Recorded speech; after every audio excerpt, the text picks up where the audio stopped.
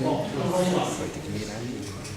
Um dos pressupostos, então, para estudar essa matemática pré-euclidiana, como que era isso, é então tentar olhar como que é, primeiro, fazer uma comparação com como é a estrutura a partir de Euclides, como se organiza essa matemática que foi estruturada aqui, sintetizada, escrita, vamos dizer, pela primeira vez, por Euclides. Então, como vocês veem, eu coloquei a palavra semi-formal, porque aqui não podemos dizer que o Euclides é completamente formal. Formal significa não depender da forma, e a matemática grega não tem como, a geometria depende dos desenhos. Isso foi depois mostrado posteriormente por Hilbert e outros matemáticos da época, que não tem como, se você tirar aquelas construções dos elementos, os desenhos, não dá muito certo a coisa. A matemática grega depende irremediavelmente das construções, mas ela já começa a fazer um movimento de formalização, lógico, assim. Não é uma completa formalização, mas já tem aí esse movimento para formalizar numa estrutura hipotética dedutiva, ou seja, você começa aí com definições, as proposições mais simples e dedutivas, e com elas você estabelece postulados, noções comuns, você estabelece, digamos assim, as regras do jogo, as peças do jogo, vamos usar essa linguagem, e aí você começa a construir, onde cada proposição, uma vez demonstrada, ela passa a fazer parte daquela base, ela passa a ser considerada na demonstração de outras. Ela, a partir do momento que você determina uma demonstração, aquilo é considerado uma verdade estabelecida e é usada para a obtenção de outras verdades. Então, as definições começam as mais simples, é o ponto, na geometria, no livro 1, e ele vai falar de unidade, aí na aritmética, no livro 7. Ele começa primeira unidade, depois número, e ele vai. E ele começa ponto, reta e tudo mais. É assim, basicamente, que se organiza a matemática de Euclides e, por que não dizer, muito de como a matemática que nós vemos hoje se organiza. Bom, mas e antes de Euclides? Como é que era a coisa? Aí começa a ficar complicado, porque, como nós sabemos, o texto de Euclides foi o primeiro a chegar inteiro até nós. O que tem antes de Euclides? Bom, tem fragmentos, tem comentários, mas o que se percebe nesses fragmentos, nesses textos, é essa ausência de sistematização, ou seja, não tem aquela sequência de vai para o mais simples para o mais difícil. Não tem isso. São fragmentos mesmo. Você pegasse um quadro e quebrasse, sabe? Uma parte que não tem ligação com princípios, por exemplo. A questão dos princípios, dos fundamentos, ela foi estabelecida, pode-se dizer, depois. Quer dizer, primeiro os gregos fizeram partindo de problemas e depois se refletiram sobre os princípios, voltaram para refinar aquilo, depois fizeram aquele trabalho de colocar as coisas sobre bases. Bom, é uma fase de muita experimentação, não é aquela coisa... Essa parte acho que é interessante porque não é aquela coisa de que dá a impressão de que está tudo bem determinado, tudo bem certinho, tudo bem arrumado. Não. Uma fase laboratorial. Muitos experimentos estão sendo feitos com a matemática. Os matemáticos da época estão discutindo suas ideias, estão tentando, estão propondo as soluções. Essa questão do vocabulário, que também é uma coisa que não está estabelecida, não está precisa, isso é importante para a nossa, digamos, a maneira como se fala a matemática. E essa questão da resolução de problemas eu acho muito interessante, porque como esse é talvez um ponto interessante para ver, que os gregos também partiam de problemas do cotidiano, como outras culturas. Problemas práticos, como nós vamos ver um problema clássico que apareceu, de um problema do cotidiano, e também problemas astronômicos. Esse procedimento hipotético dedutivo que a gente falou, que tem os elementos, dos elementos em diante que partem dos princípios e seguem construindo a resolução do problema, nesses fragmentos nós vamos ver uma coisa muito diferente, que seria o procedimento hipotético redutivo. Vou explicar isso porque o meu trabalho de tese foi um pouco sobre análise e síntese na antiguidade.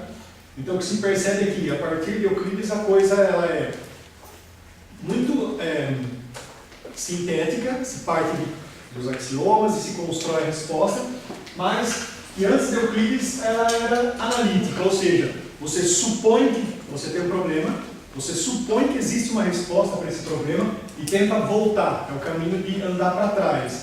Você supõe uma resposta e pensa, bom, o que é que eu poderia pegar daquilo que eu já conheço e reduzir esse problema àquilo? Ou seja, reduzir uma coisa nova que você não sabe a algo que você conhece, a algo que é conhecido. E nesse sentido, um dos resultados que se mostram, um dos talvez muito antigos da matemática dos gregos, é o chamado Teorema de Pitágoras, um dos problemas da quadratura das lúnulas, que é um problema bastante antigo. O que Hipócrates tenta fazer na resolução desse problema é reduzir situações geométricas ao problema de Pitágoras. E também é uma forte presença, que eu acho que depois isso vai ficando em segundo plano, mas que, a meu ver, está muito destacado na matemática antiga, a presença de redução por absurdo. Um instrumento heurístico muito forte na matemática pré-euclidiana, e eu vou discutir isso com vocês, que é algo que eu acredito que seja a influência de Aristóteles que está em nós. Quer dizer, nós carregamos aí um vestígio do nosso DNA desde Aristóteles e Euclides, que colocaram em nós, que é difícil enxergar isso, mas que com esforço a gente consegue. Ou seja, traduzindo tudo isso que eu posso estar falando de maneira misteriosa. É provável, eu penso que, não estou determinando nada, até porque essa questão da história antiga é muito difícil, tudo são suposições baseadas em textos, em interpretações, mas que a redução por absurdo talvez fosse a estratégia primordial da matemática. Hoje em dia, não. Para vocês é contrário, né? Porque pensa, bom, digamos assim, estratégia de demonstração privilegiada é demonstração direta. Demonstração por absurdo, ela vem em segundo, talvez, em terceiro. Aí eu faço até uma pergunta aqui, né? Já estou ensaiando uma coisa que eu estou pesquisando aqui. Por exemplo, se vocês tivessem que elencar, colocar uma ordem de hierarquia dos tipos de demonstração, algum de vocês colocariam, não, a redução por absurdo seria a primeira.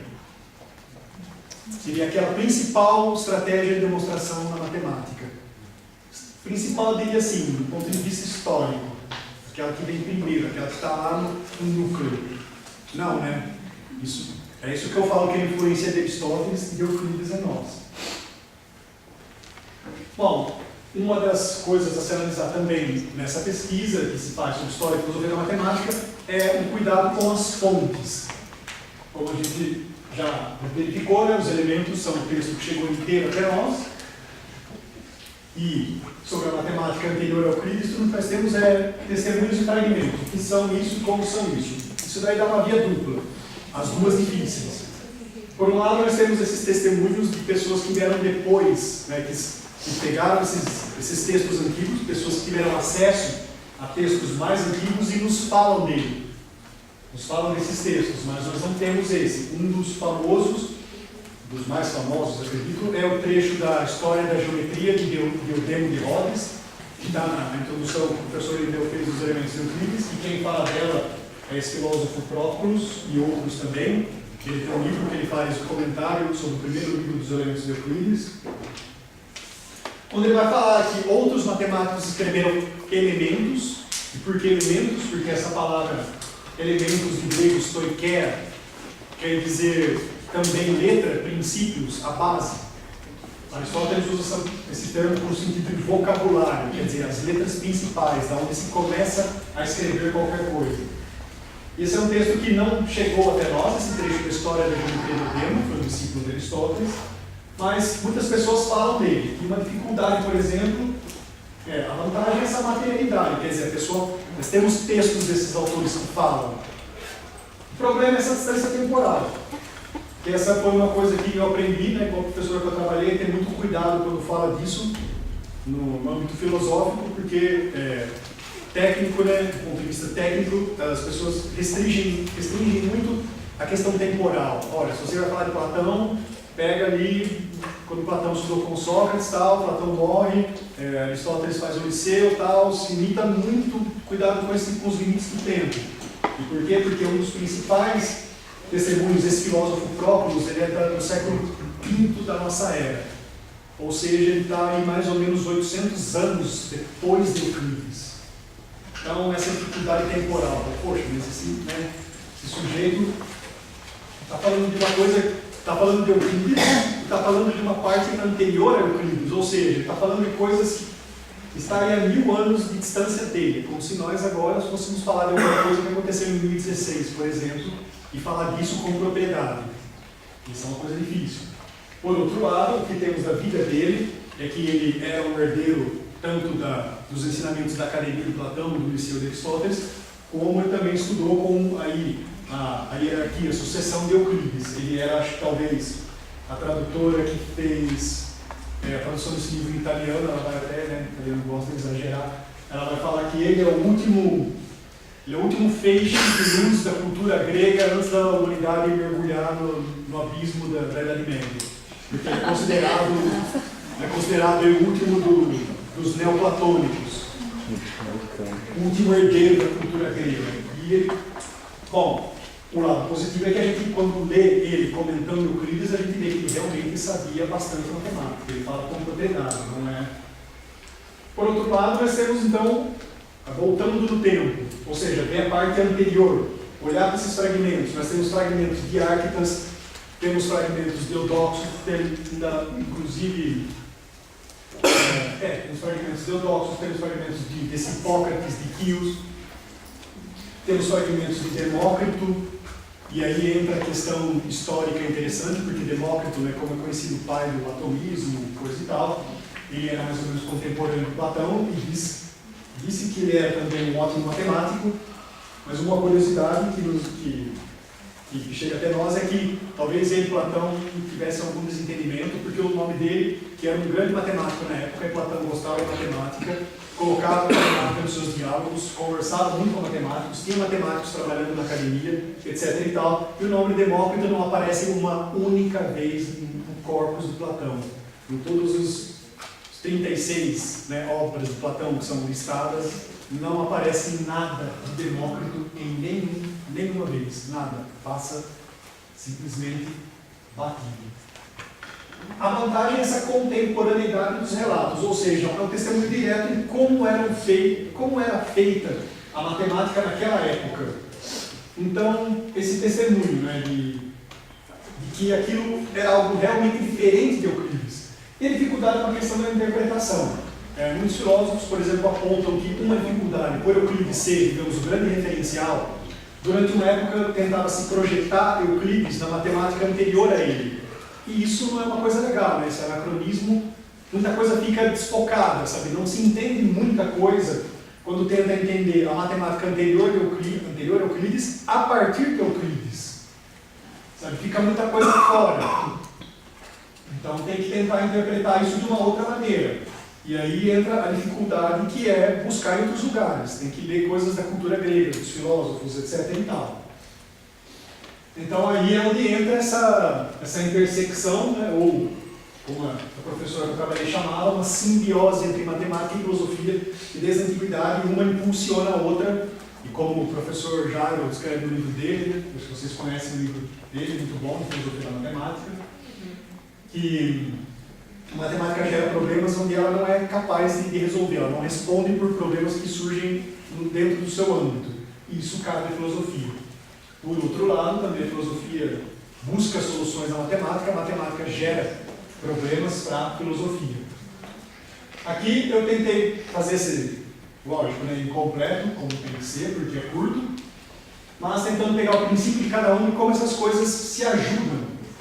A matemática, o que é o que eu tenho visto, que envolve um repertório de técnicas, procedimentos para resolver problemas, onde nós aprendemos a procurar respostas com um certo método. A palavra método, né, também vem do grego, que vem do hodos, que seria hodos, o verbo é caminho, e método seria então no caminho, algo mais ou menos assim, seguindo pelo caminho. Bom, eu coloquei ali respostas diretas com um certo grau de precisão, que é uma coisa que Platão tenta em alguns diálogos, a busca por definições. Tem um diálogo muito legal chamado Teteto.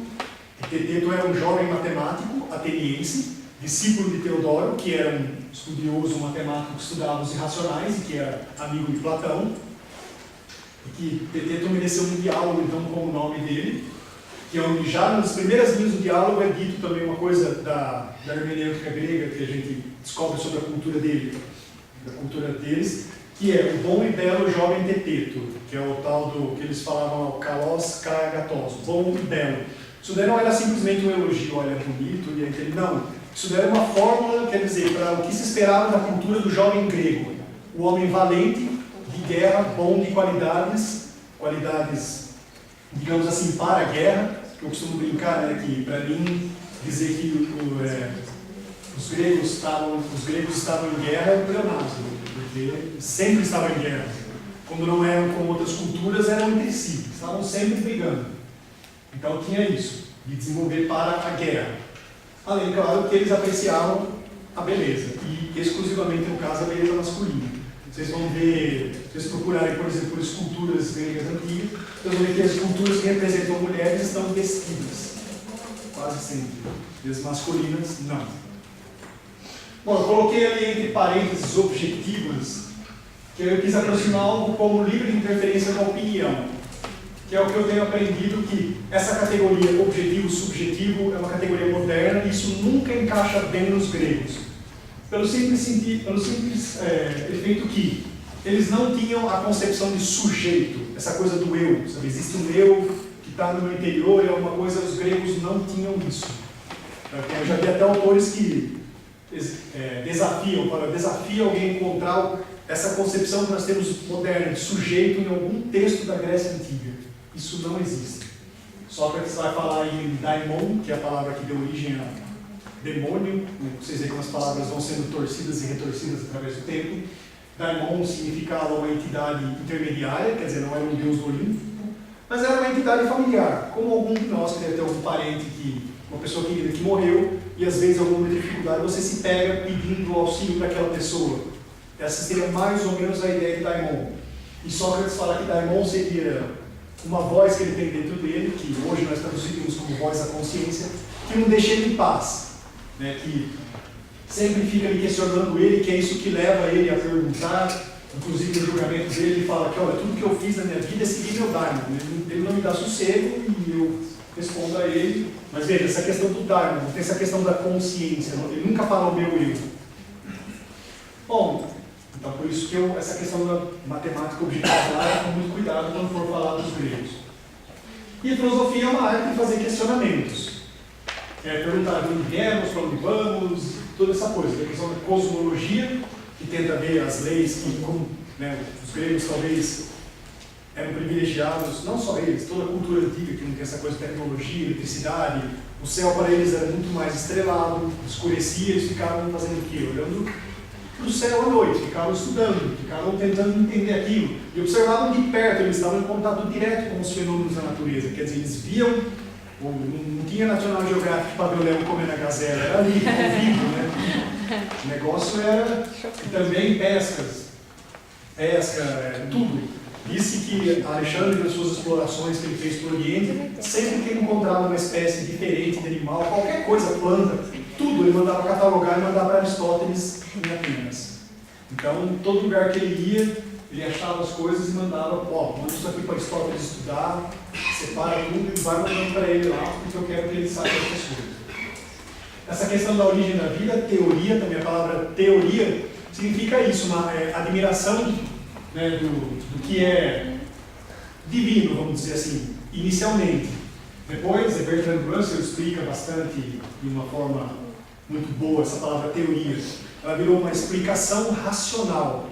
Quer dizer, não é mais só ver e compreender, é ver e explicar por quê. Quando a gente precisa falar sobre as coisas, porquê das coisas, é aí que essa atividade teórica começa. E o problema constante que está na filosofia grega, que esse também é uma coisa que eu acho que é passada muito, não é dada muita atenção na matemática, é o problema da mudança. Quer dizer, o mundo está em constante estado de mudança, nós estamos constantemente envelhecendo. Platão vai tratar disso nos diálogos, que é o que eu estou estudando agora, com Parmênides, que é a questão do instante. Que ele vai falar como determinar o que é um homem se existe um homem mais jovem que ele, que é um pouco mais jovem, e existe aquele homem que é um pouco mais velho que ele. Ele está comprimido entre os dois. Vocês percebem aí que essa maneira de falar dá vontade de falar, mas ele está falando de uma coisa que lembra limite, né? Vocês veem que as ideias são tratadas de várias formas, mas me parece que coisas que os gregos já lidavam com isso, era uma questão muito importante para eles. E como se dá esse conhecimento em meio àquilo que está mudando? Se algo está sempre deixando de ser, como é que eu digo que algo é? Essa é a dificuldade da filosofia. E também essa questão de que matemática e filosofia, elas não estavam separadas para eles. Essas coisas eram praticadas no mesmo ambiente, quer dizer, as mesmas pessoas. Essa separação de disciplinas, como nós conhecemos, é uma coisa moderna. Então, por isso, tentar estudar as coisas assim. Bom, como acontecia em outras culturas, tinha uma matemática, digamos, o cotidiano do mercado, ali, onde você precisava medir as coisas, onde você precisava pesar. Isso é tratado em alguns diálogos do Platão, ele fala disso algumas vezes. A questão é que começa a ficar interessante, e aqui Platão vai falar principalmente na República, no livro 7, onde começa a se dar uma importância para uma matemática que não é ligada ao cotidiano, é uma matemática que eles vão chamar de um ensino superior, que é uma matemática que, digamos, prepara o político para governar, o que não é simplesmente fazer contas. Eu costumo chamar isso da questão do pensamento matemático, essa questão dos problemas, de lidar com problemas da vida real, de gerir problemas, de como resolver situações com a matemática. Bom, desses problemas do cotidiano, então, surge esse que é muito famoso. Eu conheci um professor que falou que ele acredita fortemente nisso, que essa questão da duplicação do cubo teria sido um problema original de um problema cotidiano. Eles precisavam duplicar um altar para um deus para evitar uma peste. E aí eles duplicaram as medidas do altar e a peste continuou, né? Continuou a gente morrendo. E eles, pensaram que a gente não satisfez os deuses da maneira certa, a gente só duplicou as medidas, está errado. O que precisa fazer para duplicar o cubo? E aí depois nós temos que, para duplicar o cubo, precisam inserir duas médias proporcionais. Bom, a forma reduzida do problema é a duplicação do quadrado, que está no diálogo do Platão chamado Mêmon, que é esse aqui, que assim, lógico, né? Aí não tem como, né? Todo mundo puxa a sardinha do seu lado. Não tem vergonha de fazer isso, ninguém tem que ter, todo mundo valoriza aquilo que estuda. E eu acho que esse texto, ele é muito importante, assim, seria muito interessante ser lido pelos matemáticos, porque ele é muito curto. O texto bilíngue tem cerca de 100 páginas, então bilíngue quer dizer as edições tradicionais que colocam o grego de um lado e a tradução do outro, justamente para fazer essa confrontação. Mas onde tem um dos momentos mais belos, que é a lição de matemática, onde Platão aí coloca muito claro o que ele pensava de teoria do conhecimento. Que é Sócrates fazendo um exercício com um jovem escravo, ele dá lá um quadrado, e diz que um quadrado é lado 2, medindo 2 pés, e vai questionando o escravo e pergunta: o que nós precisamos fazer para dobrar esse quadrado, ou seja, dobrar a área desse quadrado? E o escravo vai na lata, dobrar o lado. E aí Sócrates fala, vendo, antes ele achava que sabia, mas agora não sabe, que é essa questão da maiêutica, que é essa questão do questionar. E aí Platão vai delinear a teoria do conhecimento dele como metempsicose, quer dizer, rememoração. De onde vem o conhecimento? Essa é uma questão que Platão já enfrentava. E não é que para ele isso é uma coisa decisiva, essa é, como eu gostaria de reforçar, a narrativa que ele encontrou para explicar isso. Ele diz que ninguém coloca conhecimento na cabeça de ninguém. Ninguém ensina nada para ninguém. Tudo que se pode fazer é conduzir o aluno por questões bem feitas, de maneira que ele descubra aquela verdade em si e por si. A grosso modo essa pessoa vai se descobrir sabedor daquilo. Ninguém coloca aquilo na cabeça dele. Não é Matrix, né? Que você liga um negócio na cabeça e passa, não tem como. Você vou fazer a pessoa entender. Não, a pessoa tem que compreender sozinha. Ele cria toda uma metáfora que nossa alma, antes de viver, teve acesso a todo o conhecimento, nós sabíamos tudo, e no momento em que nós nascemos, nós esquecemos tudo. Perdemos todo o conhecimento. Então, qual é a função da nossa vida? Passar o tempo na Terra buscando rememorar tudo isso. Então, se vocês puderem nas férias aí, leiam Mêmon, Platão, que é legal do ponto de vista da matemática, pode ser usado em sala de aula. Eu acredito que é um programa muito, não tem nada de fora do cotidiano. Bom, outra coisa também muito interessante é a questão da astronomia. Aristóteles vai falar que era uma ciência por excelência da Grécia. E esse autor, Próculos, é uma coisa muito interessante que eu tenho feito desses estudos com, digamos, uma certa metodologia, estudar os elementos, pegar as proposições lá uma por uma, refazer elas e olhar imediatamente o que Cálculos fala dessa proposição.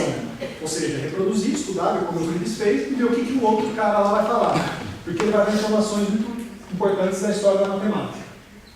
Em uma das proposições, onde eu me surpreendi, ele vai dizer que os elementos eram usados como propedêuticos a estudo da astronomia. Ou seja, os elementos não foram compilados um estudo de matemática para quem quiser ser matemático, não. Era uma preparação para o astrônomo. Era o texto que aquele estudante que queria saber astronomia precisava estudar, primeiramente, de início, para aprender aquilo ali, para chegar naquilo ali. E sem contar também, que aí é a parte difícil, esse Próclus vai dizer que, como os 13 livros, o último livro é o livro da estereometria, como nós falamos, né, que é onde aparecem os sólidos, e onde, curiosamente, vai aparecer lá os 5 sólidos de Platão, que está no diálogo dele que chama Timeu, que é onde ele faz uma cosmologia, onde Platão aí faz a sua teoria da criação do mundo e da ordem do mundo. E esse filósofo Próclus vai dizer que o propósito de Euclides escrever os elementos é, desde o princípio, fazer um registro de todo o propedêutico, de tudo aquilo que se precisa para compreender os sólidos de Platão. Ou seja, os sólidos de Platão é o princípio último dos elementos, por isso que eles estão no último livro. Isso é para a importância dos elementos. Agora aqui eu gostaria de falar de uma questão também que tenho visto interessante em textos filosóficos, e acredito que os textos da história ou da filosofia da matemática não falam disso, que eu acho importante, principalmente porque nós estamos num programa de educação matemática. Que é a questão da formação. Se queremos entender a matemática, como os gregos fizeram essa coisa? Qual era o elemento que estava ali muito comum, que era algo muito importante na cultura grega, que acho que ajuda a entender por que os gregos determinaram aquela matemática daquele jeito? Porque uma atividade importante na vida, no dia a dia da Grécia, era a arte da persuasão. A democracia, as pessoas falavam na assembleia, as pessoas tinham que defender as suas ideias, fazer discursos, debater. Então a questão da o que é uma demonstração matemática, se não uma persuasão? É outro ponto que eu gosto particularmente do livro do professor, não é o livro do professor Jairo, desculpa, mas é um artigo que ele escreveu, acho que no Bolema 18, é um bolema especial sobre demonstração matemática, tem um artigo do professor Irineu, tem um artigo do professor Jairo, tem um artigo do professor Vicente, onde todos eles falam sobre demonstração matemática de diferentes perspectivas. E o professor Jairo vai dizer em determinado momento que uma demonstração matemática é uma peça heurística e retórica que tem como princípio persuadir alguém, convencer alguém de algo. Isso é uma demonstração matemática. Isso eu acho que é uma característica importante para nós destacarmos na matemática e, por que não, essa questão de matemática e cotidiano hoje, né? Questão de uma matemática crítica, como eu vou falar mais para frente. E essa citação, que vai falar isso é uma autora, Hannah Arendt, acho que vocês conhecem ela. Tem um livro, tem um filme sobre ela bastante interessante. Eu acho que o pessoal que estuda fenomenologia talvez conheça, porque ela foi discípulo do Heidegger, inclusive, né, que é aquela coisa de fofoca, que eles tiveram um caso, etc e tal.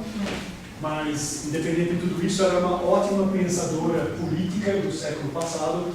Tem um livro dela que é belíssimo, que se chama A Vida do Espírito, que, bom, quem estuda com a professora Maria vai ter um entendimento, digamos, especial disso, porque ela faz uma leitura dos gregos a partir daqueles pressupostos que vocês estão acostumados a ouvir, que tem toda aquela questão do vocabulário, todo aquele cuidado especial que a fenomenologia tem, mas é uma autora muito, muito interessante. Eu acho que traz reflexões do ponto de vista político para nós.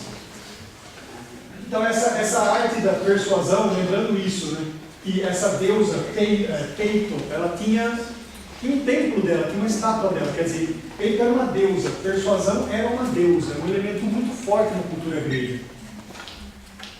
E que uma estratégia fundamental dessa questão dos discursos, também como eu vou sempre pegar alguma coisa da questão da contradição, da refutação, que um dos princípios era refutar, mostrar, então, que um debate, alguém ia lá apresentar um discurso. O que o adversário tinha que fazer? Mostrar que aquele discurso levava à contradição, ou seja, explorar as consequências daquilo, mostrar que aquilo levava a algo contraditório e que por isso não podia ser aceito, que tinha que ser outra ideia essa da ideia de refutação, que acho que é como a gente, de certo modo, faz até hoje, isso para mostrar como a questão da prova por absurdo estava enraizada na cultura grega. Que essas coisas começaram, foram enunciadas pela primeira vez por Parmênides, que foi esse filósofo, né, que também Platão fez o diálogo sobre ele, que foi quem teria dito no seu poema, pela primeira vez explicitamente, princípio de não contradição, que algo não pode simultaneamente ser e não ser. Quer dizer, os gregos, de certa forma, passaram o arado, né, fizeram esse suco sobre essa dicotomia, aquilo que é e aquilo que não pode ser. E aí vocês começam a ver que, vocês começam a reparar que essa questão da cultura grega é muito calcada nessa questão da dicotomia, par, ímpar, primo, composto, reto, curvo, e aí vocês têm listas e listas de coisas que são separadas lado a lado. Esse era um ponto que Nietzsche criticava a cultura grega, porque alguns autores consideram ele como o pai do pós-modernismo e, em princípio, falando de uma maneira bem simplificada, mais simples possível, que essa questão do pós-modernismo seria aceitar as diferentes perspectivas sem ter que escolher um lado, né? Direita, esquerda, etc. e tal. Isso acho que é bastante sempre um debate político hoje, né? Vocês têm uma ideia, me parece. Então, essa distinção entre, e o Parmênides vai fazer essa distinção entre opinião e conhecimento. E outra coisa também, algumas críticas que eu comecei a ver quando eu comecei a estudar Platão, era de que mas Platão determina um conhecimento certo, para ele é um conhecimento definitivo, e hoje, estudando com mais profundidade e revendo muitas coisas, eu acho que posso dizer, não. Essa dicotomia que Parmênides vai fazer, ele vai dizer que o conhecimento exato é algo divino, é algo que o homem não pode alcançar. O conhecimento certo é algo que não pertence à nossa humanidade. Tudo que o homem pode fazer é perseguir um conhecimento que nunca vai ser puro.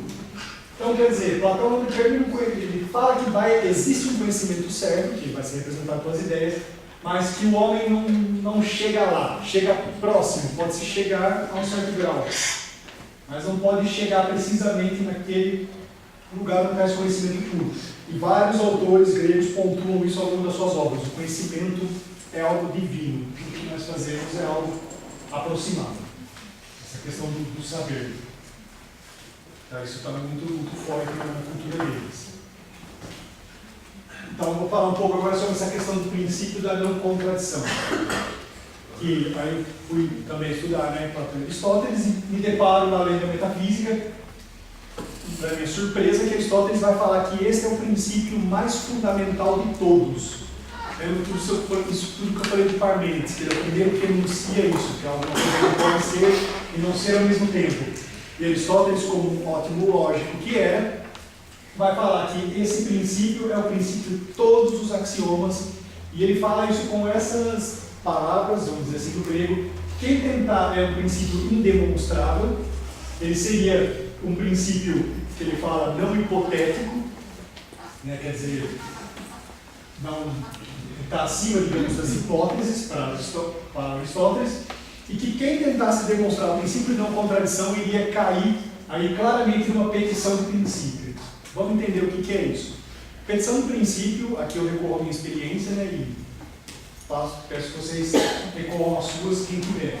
Quem nunca, né, como se diz, numa aula de cálculo, foi tentar demonstrar uma propriedade lá no primeiro ano e usa aquilo que se quer demonstrar. E aí o professor fala, não, você precisa demonstrar isso, você não pode usar isso que você está procurando na demonstração. Isso é uma petição de princípio. Quer dizer, qualquer um, pense agora essa genialidade, para mim, essa sacada do Aristóteles. Qualquer pessoa que tentasse demonstrar o princípio de não contradição iria fazer uso do princípio de contradição. Porque você precisa dizer que algo é e algo não pode ser. Então você está usando o princípio para demonstrar o princípio, cai na petição de princípio. Parece que não tem escapatória, né? Uma coisa que nós estamos muito amarrados a isso. E uma questão que ajuda a entender essa perspectiva histórica, que é esse enorme ponto de interrogação que eu coloquei, que é a seguinte: em outra obra, como nós sabemos, aqui nos Segundos Analíticos, que é um dos livros que compõem o órgão, que foi o seu tratado de lógica, e só para constar que esse tratado órgão são 5 ou 6 livros, não tenho certeza, mas mas que esses livros não foram reunidos por Aristóteles. Aristóteles escreveu livros separados, e um discípulo dele, posterior, pegou, reuniu e falou: esses escritos compõem um tratado sobre lógica. Juntou eles e deu o nome órgão, que significa instrumento em grego, e ele está aí. Mas Aristóteles escreveu livros separados, não. A princípio, se ele não juntou, não deveria ser, na perspectiva dele, ser uma mesma coisa. Mas nos analíticos segundos, onde ele vai especificar o que é uma ciência, quais os princípios deve ter uma ciência. Essa é uma grande característica de Aristóteles, um grande taxonomista, né? Ele separava as coisas, não só na biologia, como se atribui a ele que é o pai da biologia, o pai da história. E curioso é que esses termos não aparecem na obra dele nunca. Ele faz as coisas, mas não dá o nome. Mas nos segundos analíticos ele vai falar quais características devem ter uma ciência, e ele toma a matemática como modelo. Ele olha para a geometria e fala: olha, a maneira como se estrutura a matemática, ele começa a tirar as coisas ali. É assim que eu acho que deve se estabelecer uma ciência. A matemática se difere da física, porque a física é uma ciência com movimento, a matemática não tem movimento, nós estudamos objetos em si e por si. Ele vai fazer essa separação, porque as coisas eram todas misturadas. Ele começa a dizer o que pertence a cada ciência, qual princípio vale em uma ciência e não vale na outra, quais princípios comuns valem em várias ciências, etc. E tal. E em determinado ponto, os analíticos segundos é aí onde vai escrever, ele vai colocar isso, que ele coloca em segundo plano as demonstrações por absurdo.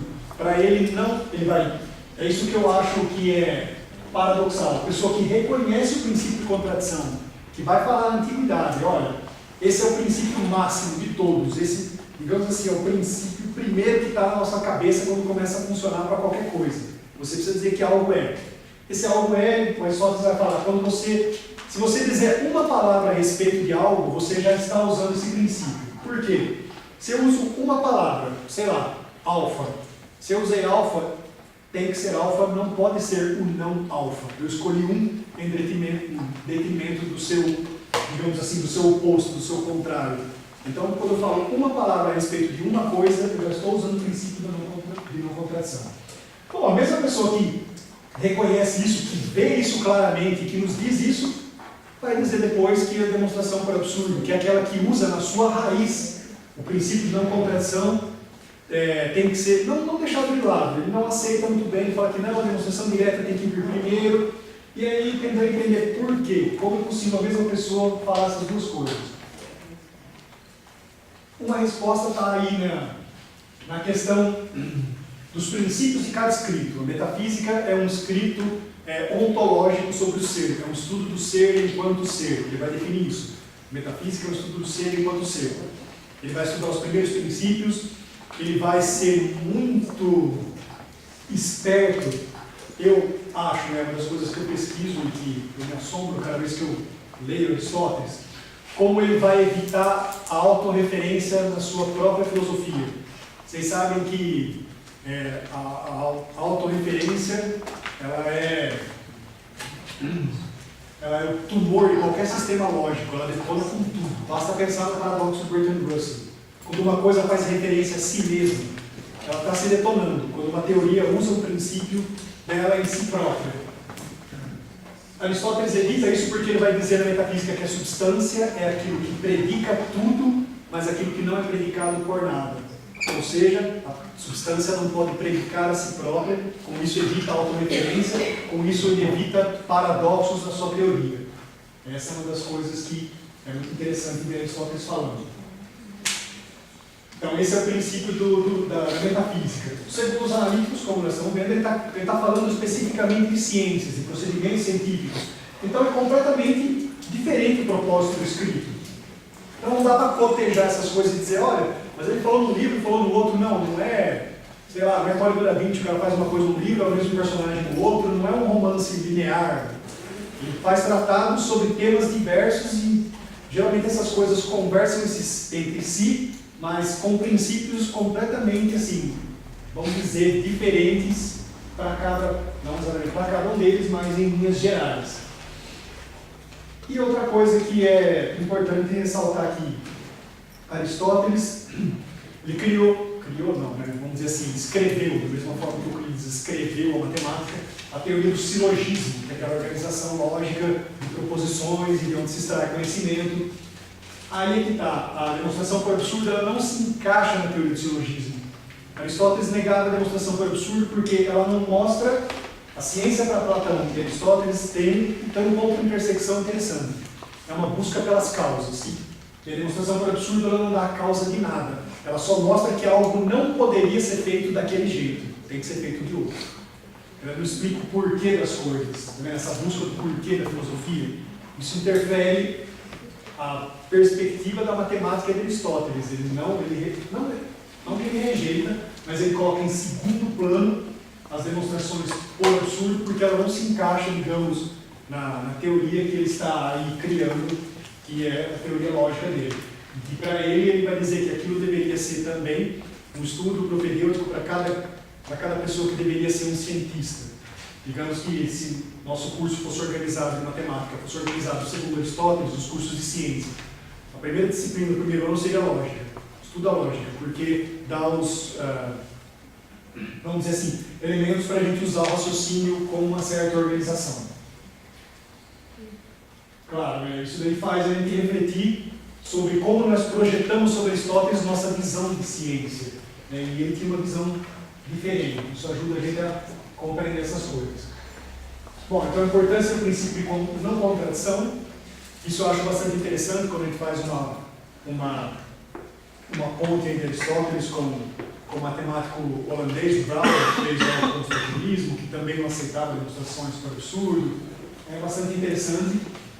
Bom, uma coisa que dá para ver desde o início é que parece impossível, eu sei que é uma palavra forte, parece, mas é muito difícil construir, digamos assim, um sistema, uma teoria matemática abrindo mão da demonstração por absurdo.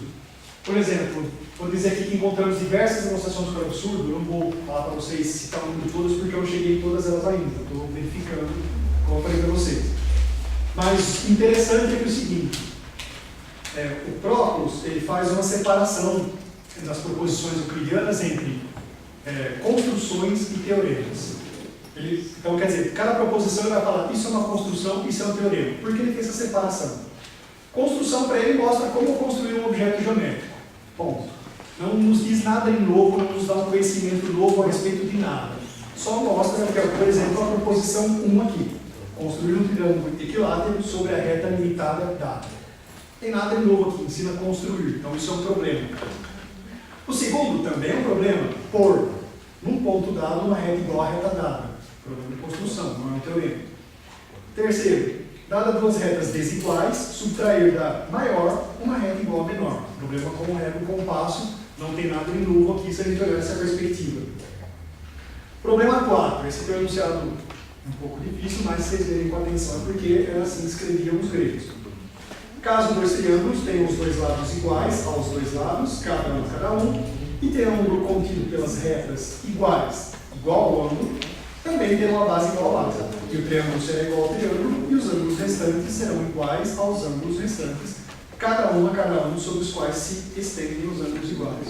Ou seja, estamos no caso de igualdade de triângulo, caso lado, ângulo, lado. Esse sim pode ser chamado de primeiro teorema, porque ele constrói um conhecimento novo aqui, e adivinhe, é demonstrado por absurdo. Ele usa a demonstração por absurdo mesmo.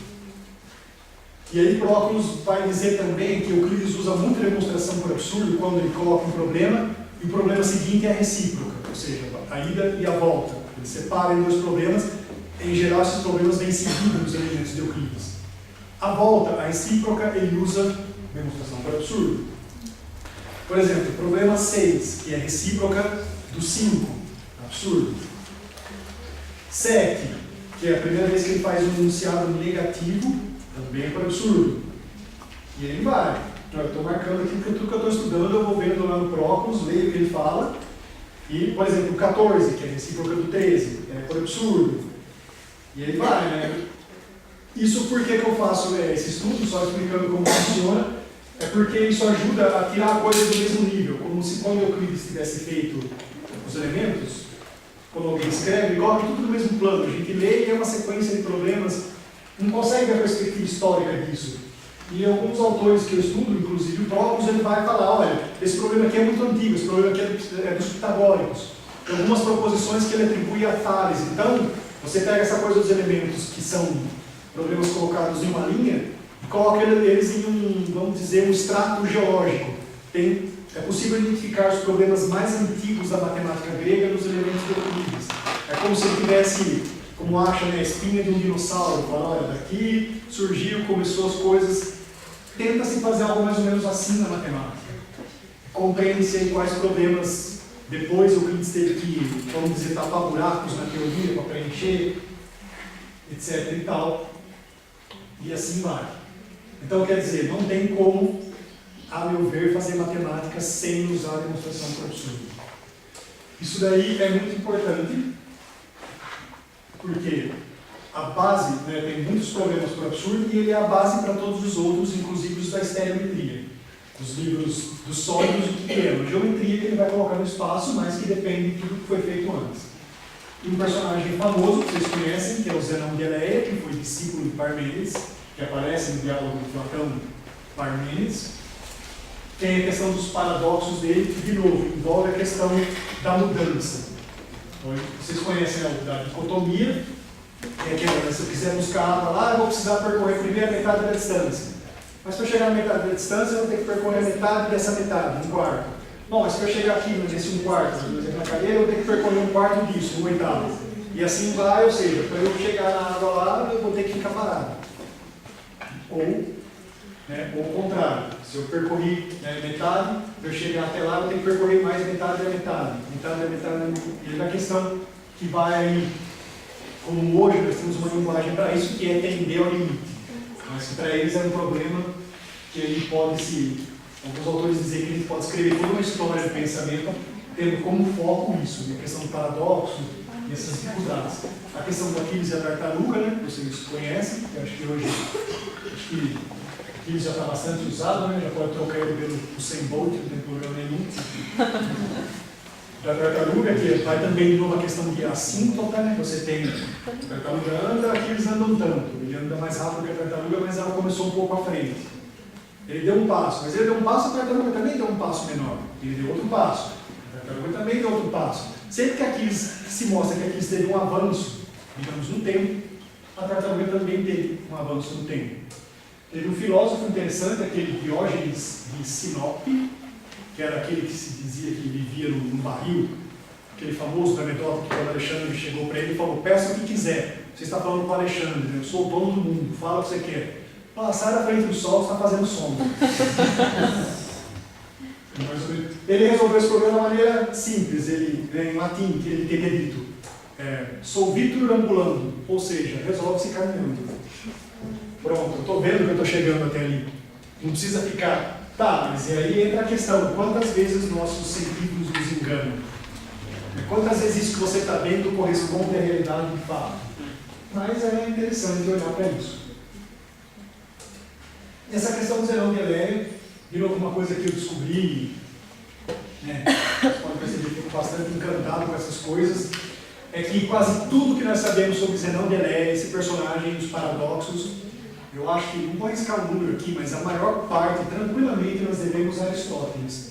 2 páginas de um livro da física de Aristóteles, ele descreve tudo quase que nós sabemos sobre Zenão. Ou seja, esse personagem chega para nós, tudo o que se sabe dele, os problemas, como trataram os problemas, que ele era discípulo e tal, de Parmênides e não sei o quê. A importância dele é ele que nos retrata isso. Nós sabemos muita coisa, digamos assim, é uma fonte terceira de Aristóteles. Não tem texto, não tem fragmento de Zenão, ele diz que no diálogo de Platão, que ele diz que roubaram dele, né? Talvez porque querendo dizer que, olha, não queria apresentar o texto, então, no sentido de que você escreve um texto e está no mundo e as pessoas fazem o que quer com ele. Então, Zenão, escrito por Platão, né? Ou seja, essa máscara que Platão veste, diz, eu escrevi, alguém pegou, levou e está aí, estão falando disso e não era o que eu queria. Então, isso daí é fundamentado no princípio de não contradição. E é isso que eu estou tentando estudar agora, que é essa influência da filosofia eleática, né, que são os filósofos de Eleia, que é a região da Magna Grécia, um pouco ao sul da cidade de Nápoles, na Itália, A influência dele, intercâmbios entre eles, os Eleatas, Parmênides e Zenão, que tem essa questão do princípio de não contradição, com pitagóricos e com outros matemáticos, quer dizer, como essa questão da não contradição interfere nos matemáticos. Essa é uma das coisas que eu estou estudando agora. E o que usa isso também é o famoso elencos socrático. Elencos do grego seria o método da contradição, que é, grosso modo, explicar para vocês o que Sócrates faz nos diálogos do Platão. Ele pergunta para alguém a sua opinião sobre algo, e aí um elemento importante é a palavra em grego paresia, que é falar francamente. Ele fala, olha, vamos conversar como amigos. Me fala o que você acha, não tenta dar mais espertão, sabe, querer... Quando a pessoa, vocês sabem, quando você quer conversar com alguém, a pessoa se esconde, fica ali, não quer falar o que pensa, só dá algumas... Isso acaba sendo pior para a pessoa, porque o Sócrates massacra ela mais ainda. Então ele pede, me diga o que você acha que eu quero discutir. A pessoa dá a sua opinião, mostra a sua doxa. E aí ele tenta argumentar com isso, ele pega, explora as consequências disso e mostra contradições, não contradições em tudo, mas alguns pontos. Olha, mas isso, você não acha que vai ser tal coisa? Que não pode ser isso? E aí eu, é verdade, não é bem isso. Então muda. Como que é? Bom, então ofereço como resposta essa outra. Bom, mas e aí? Discute e mostra a contradição e ele vai mudando, até que essa estratégia dele de aquilo que a pessoa achava que sabia, ele mostra, no final das contas, que a pessoa não sabia. Ele desce a pessoa de um pretenso conhecimento. Esse é o método do elenco socrático, que, como vocês veem, também está aí fundamentado no princípio de não contradição, como isso é importante no pensamento ainda. Agora eu queria discutir uma questão interessante com vocês aqui, né? Fazer um exercício de pensamento rápido. A questão lexical ajuda a gente a entender, por exemplo, nós temos enraizado em nós que demonstração é algo científico. Vamos usar de novo da famosa frase, quem nunca aqui disse ou pensou na sua vida, mas se não for demonstrado cientificamente, isso daqui eu não aceito. Se isso daqui não for provado com argumentos de maneira rigorosa, eu não vou aceitar isso. Não adianta você me mostrar. Você tem que argumentar em favor disso. E isso é uma herança que nós carregamos também da Grécia e que pelo léxico, toda aquela questão da persuasão, o léxico ajuda um pouco a identificar algumas coisas aqui. Bom, diferentes concepções de demonstração.